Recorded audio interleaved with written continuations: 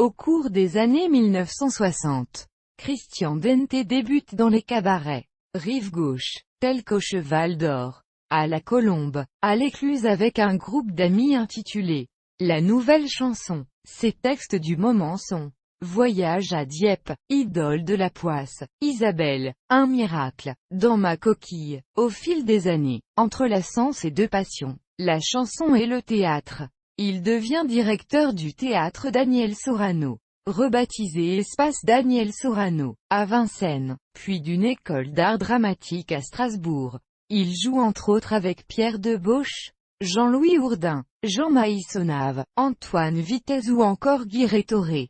En tant que metteur en scène, il adapte de nombreuses pièces d'Arthur Miller, Guy de Maupassant, James Joyce, Peter Handke, William Shakespeare, Pierre Louki au théâtre de Nanterre-Amandier, de l'Odéon et de l'Est parisien, au Festival d'Avignon et pendant 20 ans au Centre dramatique de La Courneuve. Auteur-compositeur-interprète, il enregistre 3 albums, Les gens étranges en 1976, Chansons comme on vit en 1979 et Le petit cinéma des familles qu'il autoproduit en 1987. Christian est le créateur avec Claude Vinci et Jean Sommet de la première école de la chanson en France, l'Association nationale, Action Chanson, en 1980, qui devient 3 ans plus tard, les Ateliers Chansons de Paris, ACP, avec l'équipe de Luce Klein, Gilles Elbaz, Daniel Pansenko et complété avec Jean Dufresne.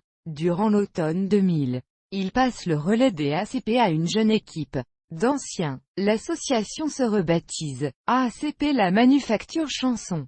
Il continue d'y donner des cours, tout en restant comédien et metteur en scène. Il préparait un nouveau tour de chant, intitulé Gégé et moi, avec le guitariste Gérard Gabet. Lorsqu'une tumeur au cerveau l'a brutalement frappé, il décède le 10 juillet 2003 à l'âge de 63 ans à Bobigny, ville où il résidait avec sa femme et ses 2 enfants.